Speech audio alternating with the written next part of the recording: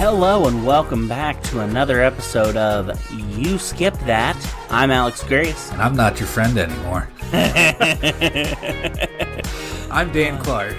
He is Dan Clark. And this is the wrap-up to our spooky season. I thought you were going to say the wrap-up to our podcast. I mean, it might be. No, I don't know. No.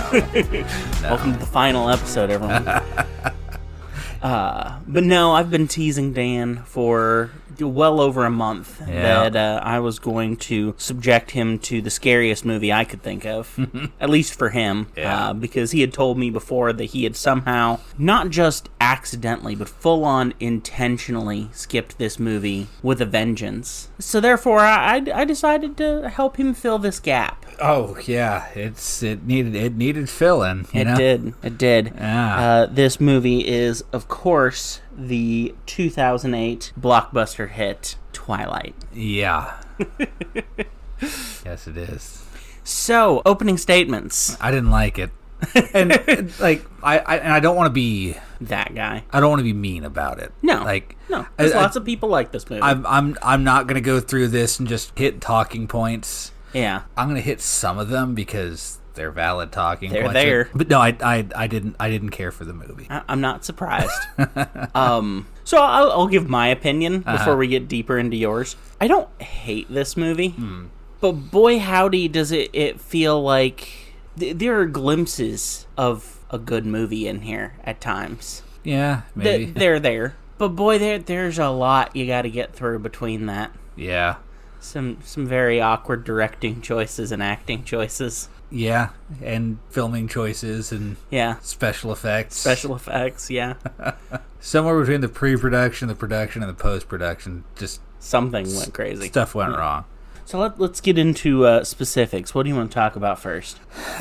Something that I thought of, and I was starting to talk with this kind of during our mid-movie break, talking about it with my wife, who we paused and you went to the bathroom and I sat there and I just looked over at her and she could not stop laughing. Yeah, I know. I was on the other side of the house and I could hear her. Yeah. I recently saw a video with Matt Stone and Trey Parker of South Park. I'm not a big South Park fan. I used to be. I kind of outgrew it. But they said that in writing a script, you should be able to write out all the points of your plot. And if between any two plot points are the words "and then," you've messed up. It should be therefore or but.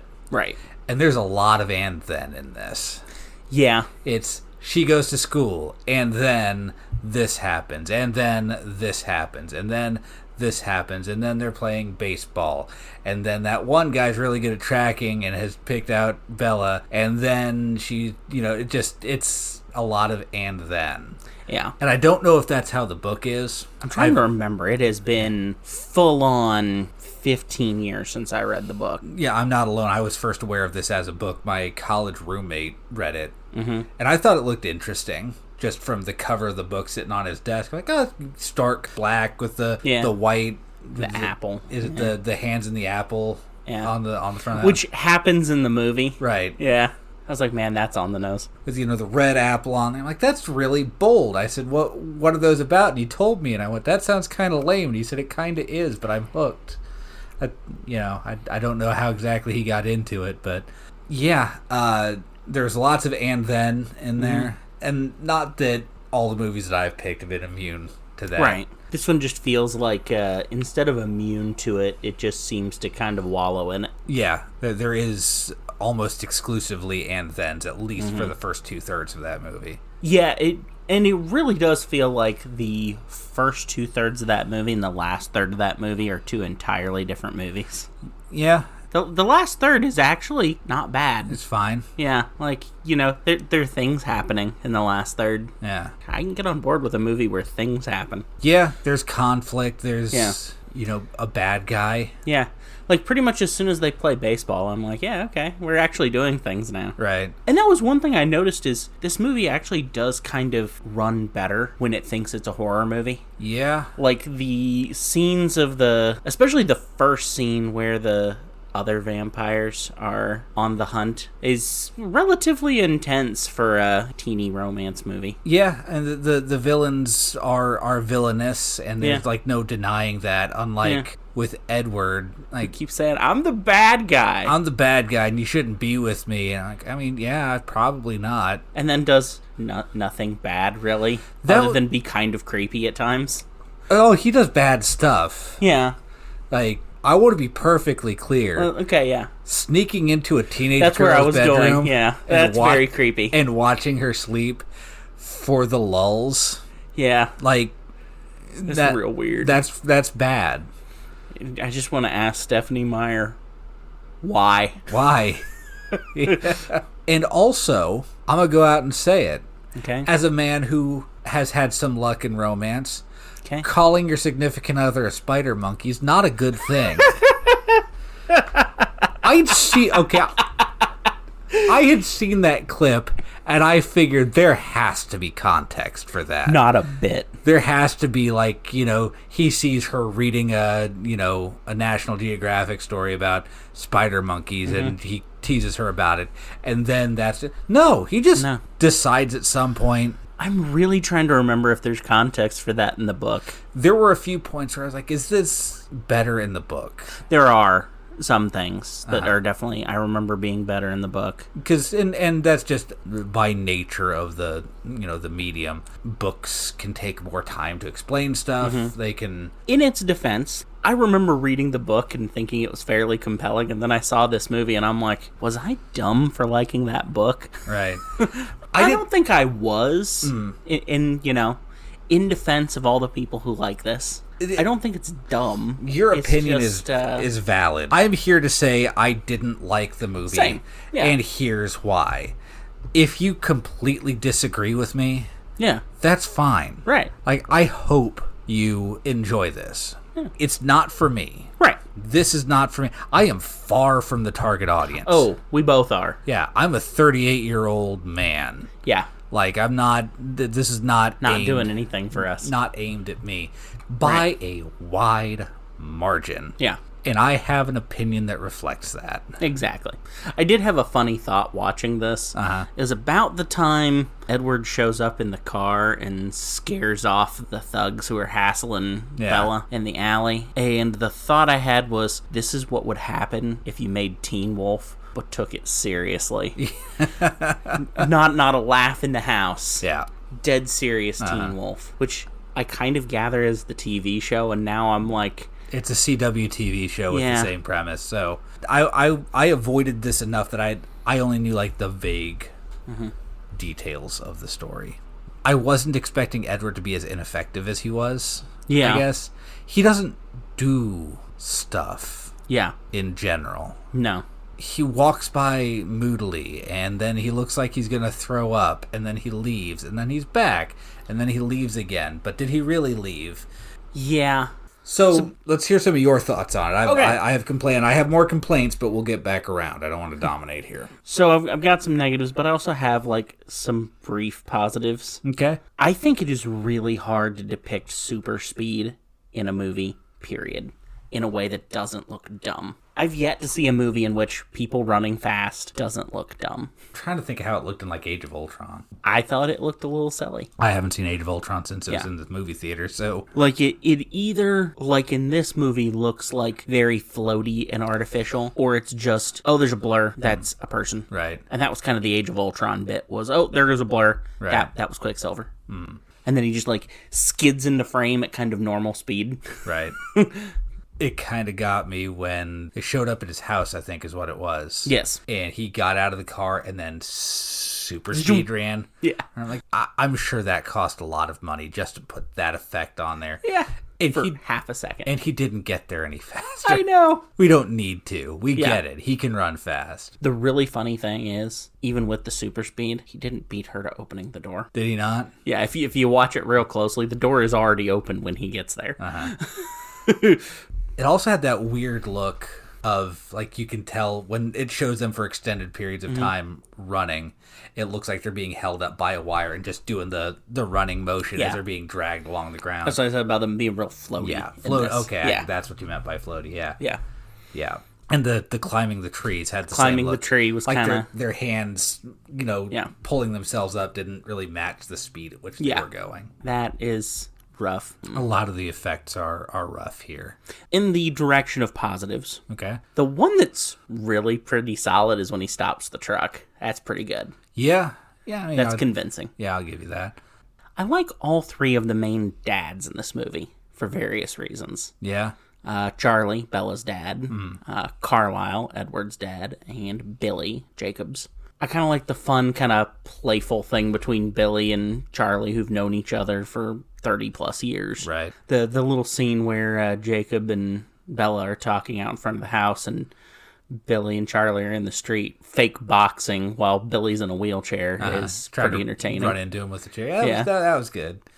The side characters in this are good. Are solid, yeah. The only characters I think are kind of wooden and awkward are Bella and Edward. Yeah. And the thing is, I've seen Kristen Stewart and Robert Pattinson in other stuff. Yeah. And they've been good. Good, yeah. They're good actors. Yeah. They just weren't able to deal with the material they were given. Yeah, and I think the directing was a little iffy. But yeah, I like all three of those guys. Charlie does just such a great job of being the exhausted dad who has no idea what he's doing. And has a few of the good chuckles I get in the movie. Yeah. When Edward shows up to take Bella to the baseball game, and Charlie just happens to be cleaning his shotgun at that point. Yeah. Bella's like, well, Edward's out here and he wants to meet you, and Charlie just clicks the shotgun together and goes, cool, bring him in.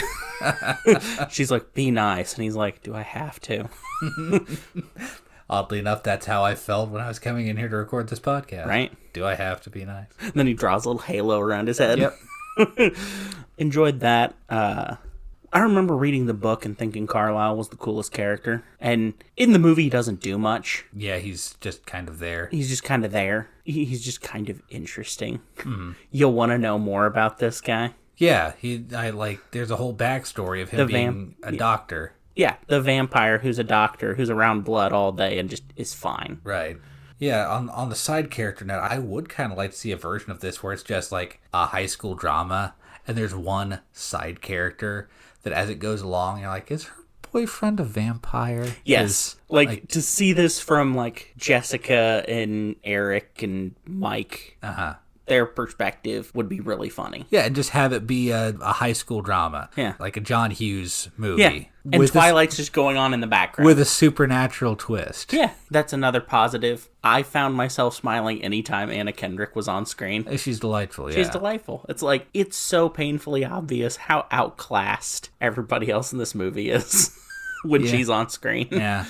I was trying to think of anyone else of note in the movie. I mean, other than Kristen Stewart and Robert Pattinson, who have gone on to have great careers, managed to outgrow the Bonds, but I didn't really recognize anyone else. I've seen a couple people in like little stuff. Yeah, I feel like Alice. I feel like I've seen Alice in something. Green, yeah, she's been in stuff. Carlisle, I know I've seen him somewhere else. Yeah. But yeah, even though it was very silly material, and I think part of it that helps is Anna Kendrick's character Jessica is kind of a silly character. Yeah. So her playing up the silliness a little bit kind of adds to it. Right. It feels like this movie needs to be funnier than it is. It does. Yeah. It feels like if it took itself 10% more or less serious, it would be a better movie. Right. But yeah, those were some things little highlights sprinkled throughout. I don't want to come off as like a purist. This is not like, if you look at the mythology here, I'm not a huge fan of the way they depicted vampires from the point of view of any good monster, which vampires are. Just ask Edward. Yeah. He likes harping on that fact. This is the skin of a killer. I'm sorry. It's the skin of a killer, Bella. They have weaknesses. Zombies lack intelligence. Werewolves. Silver. They full moon in order to. In this vampire, the only weakness a vampire has is once they start, they have a hard time stopping. It's your classic Pringles weakness. Once you pop, the fun don't stop. Yeah. The thing with vampires is they can't enter unless they're invited. They can't. Sometimes they can't cross running water. Sunlight crosses garlic, stuff like that. Yeah. They don't really address any of that. It's like, give them something other than when they start drinking blood, they have a hard time stopping. Yeah. That makes that, it's not just that gives them a way to defeat them. Mm-hmm. It also makes them interesting. Yeah. I don't want a hero or a villain that's just this unstoppable thing. Yeah. Like, the only thing stopping the vampires from taking over is they're like, but someone might see that we're sparkly and they'll laugh at us, and I don't want that, I think in some of the later books / movies, they kind of explain some more of why the vampires don't take over, quote unquote. Right. And I don't need them to take over, right. But... And I get what you're saying, but I've always felt like some of those vampire weaknesses are just, like, super contrived. Yeah. Like, and they somebody went, I need this monster to have a weakness. They don't like garlic. Yeah. I'm sure there's some kind of ancient, reasoning behind it, and I don't know. I'm not that deep into it, but yeah, I like a hero and a villain with a weakness. Right. And our hero does have a weakness. It just happens to be that she has really weird taste in men. But yeah, it just felt like, well, what stops them now? Like, I know with Dracula, there are moments where, like, okay, so it's daylight now. We have, like, 3 hours to plan, and then it hits the fan. Yeah. And so when you make them good and you take away all the weaknesses, it's like, like, what's going on here now? Right. One of my kind of benchmarks for vampire stuff is Buffy, which has its own lengthy list of problems. Right. But, they still stick to, I don't remember if garlic is an issue in there, but holy symbols are an issue. Can't come into a place they haven't been invited, which I don't think is an issue in Twilight, or even like the one good guy. And I have problems with, like, I could go through a laundry list of problems I have, not just with this, with like a trend in modern storytelling of needing to humanize the bad guy and all that, but we don't need to get into all of it, or maybe we do. We'll see. I don't know. I have ADHD. This conversation will go places that even I don't anticipate. But yeah, I like weakness. Give them another hurdle to jump across, like, even like on a social level. It is that and then kind of thing. Edward's family doesn't like her, and then they do. Yeah, kind of my thought on how vampires and later werewolves, which I forgot, don't come up in this one at all. They're hinted at a lot. They're hinted at. Pretty heavily, yeah. like... right there at the end. The end, yeah. I leave you alone for a couple seconds and the wolves descend. I thought that was pretty funny. Yeah. But something I kind of liked with this was, even though they still have some supernatural elements, it's kind of more like, what if a vampire was a real thing? It's like all of those very contrived, very magical, oh, well, they can't come in unless they're invited. Oh, they burst into flame and sunlight, are kind of removed. I think it even gets described in one of the later books. It's like, oh, come on, really? Yeah, people were just scared of vampires and came up with, right. ridiculous stuff. They saw one sparkling in the sunlight and disappeared, and they went, oh man, he must have caught fire. Right. And they also do take away some of the cool stuff that vampires can do. Like turning into a bat. Or a puff of smoke, or, what have you. Kind of make them a little more grounded. I kind of like the idea of they all have their own kind of special power. Yeah. He can read minds, but not hers for... That also gets explained later. Does I it? think. Okay. Yeah. What's her name being able to see the future? They don't really go into anyone else's, but it's just implied that... I'm trying to remember what some of the others were. The bad guy is a really good tracker. Yeah. I do like that. So there is something I can say nice about it. And I like the way Alice can see into the future. She can see the future that people have decided on right now. Right. Like, if you change your mind, it goes away. It shifts. Yeah. But, like, right now, what you're thinking about doing, she can see. It's kind of a Christmas Carol. Yeah. Kind of thing, These are the shadows of what might be. Yeah. Weird to bring a Christmas reference into this, but there it is. Yeah. A spring movie that looks like it takes place in the middle of winter. That's another thing. Why blue? Why is the whole movie just blue? I wondered why it took us this long to get into that one. I remember thinking that when I watched this for the first time. But yeah, it's all blue. All of it. All of it. Even when they're in Phoenix. Mm-hmm. Like, it would have been cool if, like, Phoenix, they'd done, like, the Robert Rodriguez, the everything in Mexico is yellow for some reason. Yellow or thing. orange. Yeah. I guess during that era, they just felt like we needed everything to be color-coded. Yeah. And I guess it does make it feel like warmer in a lot of ways. And a little dirty. Yeah. The best I can figure is they were just trying to depict, how cold and dreary Washington is. Yeah. I mean, I grew up in Maine, and it ain't blue. Right. It's... Yeah, I have pictures of my family in Washington, and it's not blue. Yeah. But I think it does kind of add to that. I think it would have been great in certain scenes, and then they went the whole movie. It kind of feels like maybe someone accidentally color graded the entire movie, and they went, hold on, maybe you got something here. Maybe you got something here. Yeah. That is an odd choice. Yeah. And lots of Dutch angles in this, too. Lots of Dutch angles, yeah. Where just filming things kind of diagonal or askew.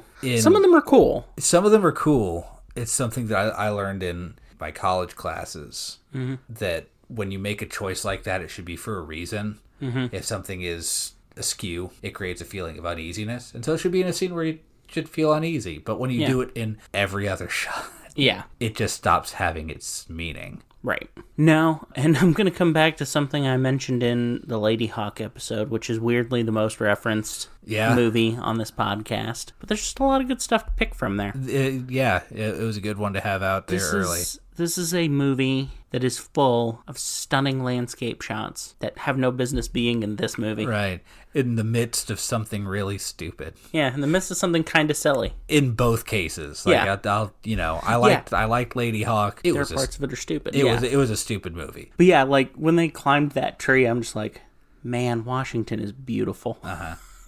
Yeah, I would like to see it in the proper colors. Right, yeah. Because I grew up in the Northeast, not the Northwest, but there's some beautiful, there is. Even during, outside of, the fall months, beautiful, greens and all that. It's just, it's beautiful country. Rolling hills. Yeah. I've been many a time. This has been the tourism. Yeah, the tourism portion. Go to Washington or Maine, folks. Yeah. Both beautiful places. Tell them Dan Clark sent you. Yeah. They won't know what it means, but why not? And going back to positive things about the movie. Okay. I don't care how cheesy it is. I don't care how stupid it is. I can't stop grinning every time I see that stupid baseball scene. Yeah. I don't know what it is about it, but I'm just like, this does it for me for some reason. It's fine. Yeah. It's just flashy. Mm-hmm. It's a little dumb. I just enjoy it. Yeah. There's the crack of the bats with the thunder and super speed running to catch something to throw somebody out. I'm like, you know what? I would like to see superheroes play baseball. Yeah, it's a cool idea. With a better effects budget. Yeah. That's the thing with it. And I don't know. And I lived through 2008. I should have a better recollection. I can't remember if a lot of movies looked like this. But I know, like, Twilight was full-on mania over it. They had to have had a good special effects budget. This was not a cheap movie. Right. I mean, part of it, I would say... Like you said, it's really hard to depict a hyper movement. Yeah. I get that, but... It is. Yeah, go on. But you got to think what else came out the same year that this did that really turned the corner in special effects and what was happening in the world. And that's Iron Man. And that really turned a corner in what was being done in effects. Right. Plus, even then, like, even if you had a decent effects budget, decent did not get you Iron Man or Pirates of the Caribbean. You needed obscene back dump trucks up to ILM money. And I do kind of wonder if there was a part of the staff on this that went, it's Twilight. It's going to make absolute bank no matter what we do. I don't think the staff, but I think like the production company thought that. Yeah. You get high up on this, and this was definitely a little bit of a cash in. Yeah. As we've said, there were people in this that seemed to be giving it a solid effort. Mm-hmm. It has been well documented since then that Robert Pattinson is not one of them. These movies. Yes. Hated the whole process. I don't know that Kristen Stewart has ever come out on it. People are doing not heavy lifting, but lifting on this. Yeah. There are people who are not phoning it in. Right. I mean, there's a lot of people who are passionate about it. Yeah. I mean, heck. People who respect the fact that this means something to people. I will never watch this again. I know. Yeah. I know. I could see it on your face as soon as it was over. You just had this 1,000-yard stare. Yeah, I guess I didn't hate it as much as I thought I would. And I did try going into it with an open mind. You did. Yeah, and you made a big point of that when we were talking about this beforehand. I thought, like, the romance is problematic, and I was expecting that in about the way that it came across, to watching her sleep, and just a couple months in, and she will throw her entire life away for him, and... Yeah. All of that. That was about what I expected it to be. Edward was just as broody as I expected him to be. But there were other points in it where, like, oh, this is kind of interesting. This is not as harmful as I thought it was. Yeah. If you haven't seen it, and you, like me, have been avoiding it, it's not that bad, but it is kind of bad. Yeah. You know, it's one of those movies that I really wouldn't mind seeing the alternate reality versions of. Just to see if there's a reality where there's just a banger version of Twilight. Yeah, I mean, I'd be interested in that. I'd be interested in that, yeah. I'd like to see a version kind of like The Shining, where it doesn't really follow the books that closely. It's just, The Shining is what Stanley Kubrick wanted to make at that point, not what Stephen King put down on the page. It's not a good adaptation, right? But it's a good movie. Yeah. I understand why they didn't do that. Right. Especially in 2008, the fan base on this was not one that you wanted to trifle with. No. Yeah. Honestly, I cannot think of a fandom besides Star Wars or Harry Potter that came out as hard as this one did for movies. Now, I remember seeing friends post pictures when they were going to see Twilight, all decked out in their Team Edward or Team Jacob shirts. Yeah. Twilight's an easy one to cosplay for. You just... Right. Dress like a 2000s person and maybe put on some white powder. Make yourself really pale. Really pale. The people who loved this loved it hard. And, you know, more power to them. Yeah. Everybody's got something. I do, and maybe it's explained in the books, maybe explained in later movies. They show that the Cullen, quote-unquote, kids don't come to school when it's sunny out. Yeah. What does Carlisle do? He's a doctor. You do see a couple other doctors around the office in the scenes that are there. I kind of just think he works from home. I would be extremely frustrated if every time I had a doctor's appointment on a sunny day, my doctor canceled. That would be funny. There are some, like, big story inconsistencies in this. And I'm a fan of Star Wars. I'll admit, like, there are some wild inconsistencies and plot holes and all that with that. It doesn't mean I love it any less. That's, again, not me saying, don't like this, it's stupid. I mean, I'm pretty sure this was Stephanie Meyer's first book. Yeah. With, like, no real prior experience that I remember. So... I don't remember hearing her name before. Yeah. But, you know, if she did, it would have been a book that I would not have crossed my radar if it was anything like this. To make something and, you know, make it into something this big right out of the gate, it's pretty impressive, you know? Yeah. Any other thoughts on Twilight before we... Not really. Get ourselves out of this? Like I said, I could go on about, like, color choices and unhealthy depictions of what is supposed to be taken as a functioning relationship. And, and you know, what would a better use be of vampires? And I could get into... some real nitty gritty. Like, we could do a 3-hour episode of me just going, but this just doesn't work the way it's supposed to, and it could have. Yeah. But I don't have anything else, like, significant to say. Yeah. So, the story of my first venture with Twilight. So, I had initially, like many guys my age did, read these books to impress girls. Or at least to try and understand them.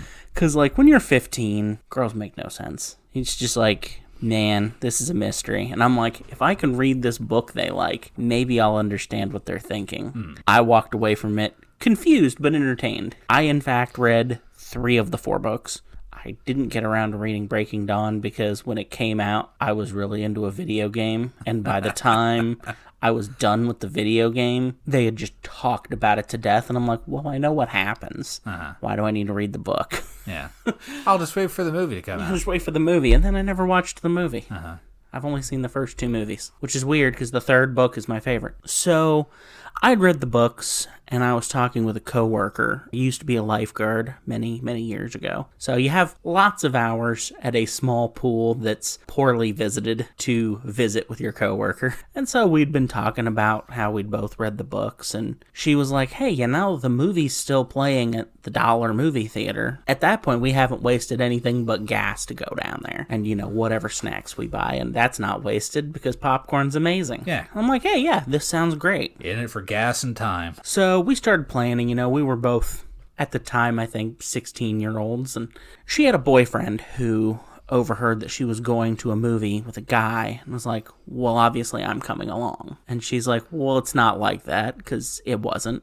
And he's like, but no, seriously, I'm coming. And she's like, sure, fine, whatever. So he comes along, and the whole way down he's complaining about the fact that we're going to see Twilight. I don't know why you guys want to see this stupid movie. He sounded about like I did. Stupid vampires. Right before we started watching the movie. Hold that thought, man. Hold that thought. The whole way down, just complaining. His girlfriend goes, you invited yourself. You're doing this to yourself. He goes, yeah, whatever. We get down there, we get some popcorn, sit down, watch the movie. The whole time, she and I are just kind of leaning over to each other, giggling about how stupid it is and how one of the characters actually reminds us of somebody we know, and just kind of, having a little bit of fun with it. We leave the movie, kind of, man, I'm glad we only paid $1 for that. And then he goes, what are you guys talking about? That movie was amazing. And we're just both dumbfounded.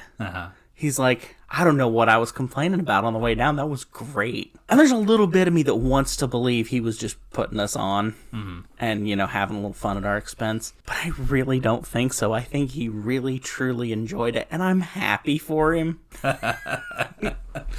Well, hey, if you like Twilight and you're still listening to this for some reason, don't worry, you're valid. I just want to keep saying that. I think that's the end of this episode. You skipped that. I have not skipped that.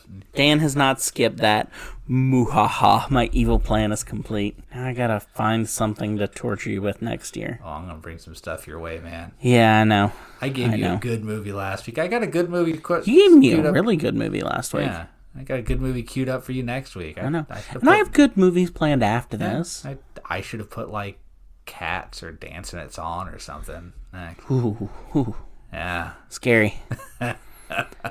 Okay. Before I get too chilled to the bone here, let's go ahead and let you know where you can find us on the social medias. The socials. The interwebs. Yeah. You can find us on Facebook. You skipped that. 3 words, question mark at the end. On Instagram and TikTok and the Threads, you can find us. You skipped that. All one word, no capitals, no punctuation, nothing. But that's where you can find us. Yeah. So come on in, drop us a line, hear what we're talking about next week. We got a nice little crew kind of forming up here. Do we? I'm starting to see some of the same people liking things and commenting on things, and it's kind of cool. Good. Tell your friends. Yeah. Tell your family. Absolutely. Tell your loved ones. Yeah. Unless you don't like us, in which case, please keep it to yourself. Yeah. You keep that crap to yourself, okay? Or I will absolutely... There it is. Cry. That's what I'm going to do. I'm going to cry. We'll cry. Both of us. Yeah. We'll cry. You don't want to make 2 men in their 30s cry. Yeah. Anyway, this has been it for You Skip That. Until next week, I'm Alex Grace. And I'm Dan Clark. And this has been You Skipped That. Bye.